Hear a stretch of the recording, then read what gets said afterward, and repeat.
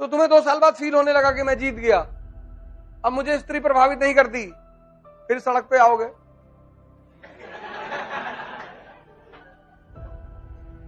ध्यान करने का मजा जंगल में नहीं है, ध्यान करने का मजा सड़क पे है, बाजार में। कम से कम डेली एहसास होता रहेगा ना कि विकास कितना हुआ। इसलिए जो लोग जंगल वंगल भाग जाते हैं 15-20 साल बाद लौट के आते हैं, बहुत सर पटकते हैं अपना, क्योंकि जब तुम्हारे सामने कोई चीज नहीं है तो तुम्हें 2 साल बाद फील ही होने लगेगी।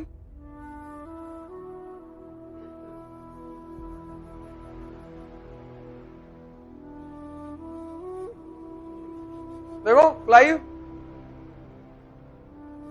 7 समंदर उस पार का आदमी भारत में साम्राज्य बना रहा है, क्या हिम्मत रही होगी उसके पास। अब कानपुर में कोई तमिलनाडु का आदमी आके पार्क में तुमको 2 झापड़ मार के चला जाए तो कितनी बड़ी तौहीन है तुम्हारी। मतलब कोई तमिलनाडु से आए और मेंबर ऑफ पार्लियामेंट बन जाए कानपुर शहर से, तमिल आदमी, कोई जनाधार नहीं, ना तुम्हारी जात का ना तुम्हारे धर्म का, उसका टैलेंट कितना बड़ा होगा।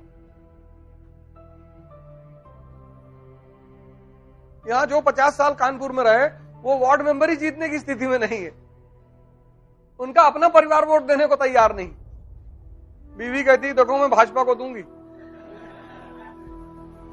अरे तुम में से कई सारे लोग हैं जो मॉडर्न इंडिया कई बार पढ़े होंगे, तुम्हें पता ही नहीं था मॉडर्न इंडिया में पढ़ना क्या है, आज पता चला ना।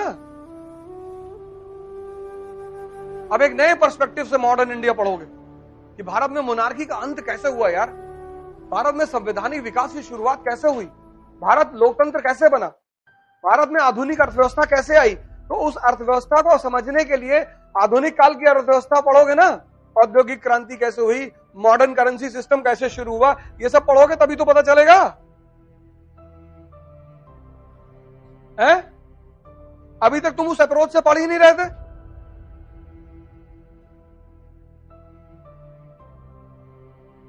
अपनी जिंदगी में प्रायोरिटी सेट करो, प्रायोरिटी पहले क्या करना है, और करना सब कुछ है, किसी चीज से भागो मत, सब करना है, शादी भी करना है, घूमने भी जाना है, पैलेस बनवाना है, मर्सिडीज खरीदनी, सब, लेकिन पहले क्या करना है।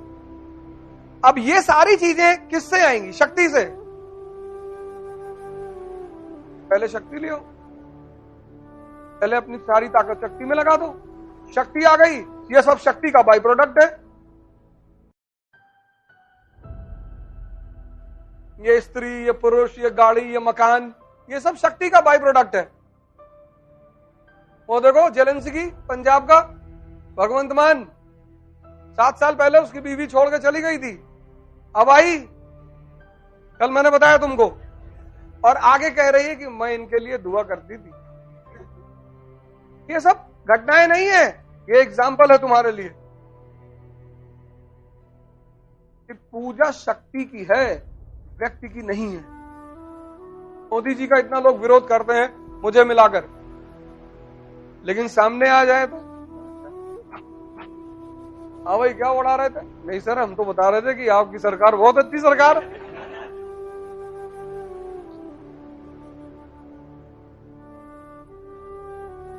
पूजा व्यक्ति की नहीं है, शक्ति की। तो जीवन में सबसे पहला काम यही कर लो ना।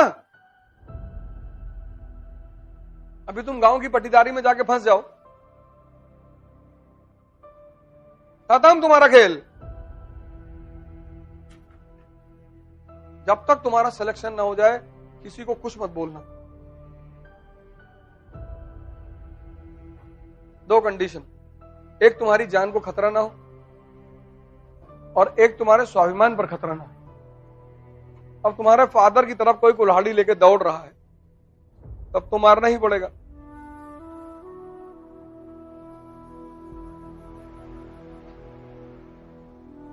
बाकी एकदम मान लो कि तुम भिखमंगे हो, मरे हुए, हाँ भैया, और अपनी सारी शक्ति लगा दो अपनी तैयारी में। भूल जाओ कि तुम हिंदू हो, मुसलमान हो, भारतीय हो, बिहारी हो, पंजाबी हो, सब कुछ डिलीट मारो, बस पढ़ो बैठ। पढ़ो, जिम जाओ और मंदिर जाओ। बस 3 काम करो।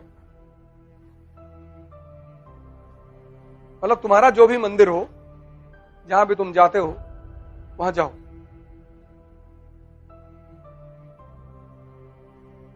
और कुछ करो ही मत। पढ़ने का मन नहीं कर रहा है, पैदल चले जाओ यहां से उन्नाव।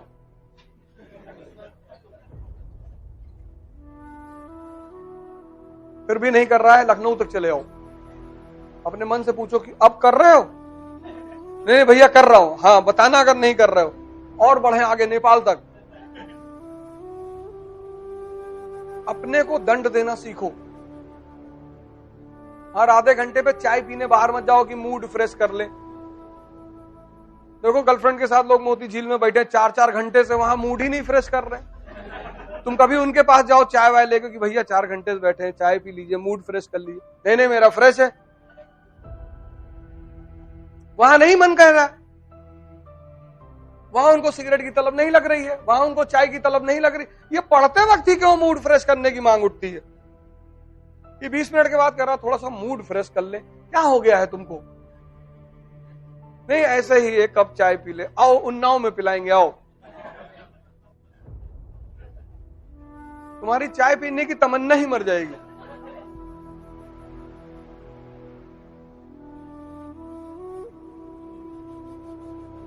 किसी की बुराई हो रही है, 4-4 घंटा बैठे हो, कोई मूड फ्रेश करने का डिमांड ही नहीं उठ रहा है।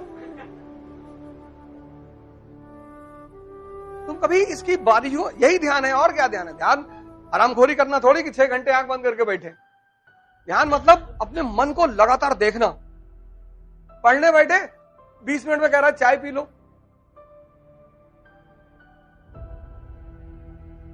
फिर 10 मिनट बीता, फिर कह रहा है यूट्यूब पे एक सीरीज देख लो, चलो एक गाना ही देख लो।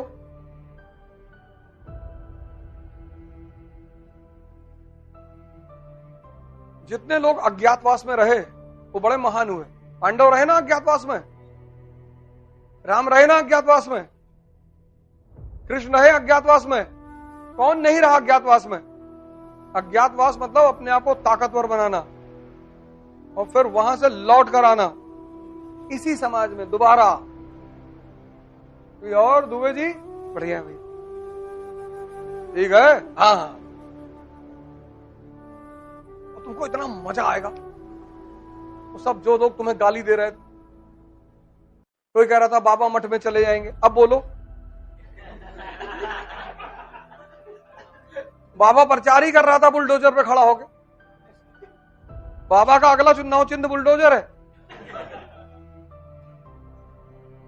अब बोलो।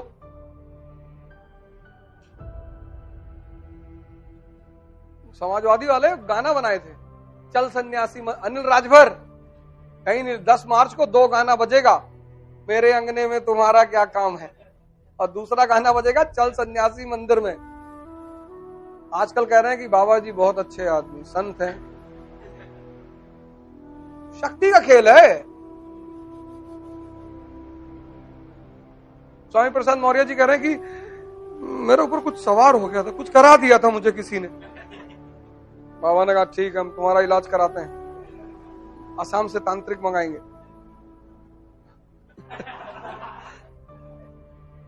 शक्ति है। अगर यही गेम पलट गया होता, सब शक्ति है। जय हिंद।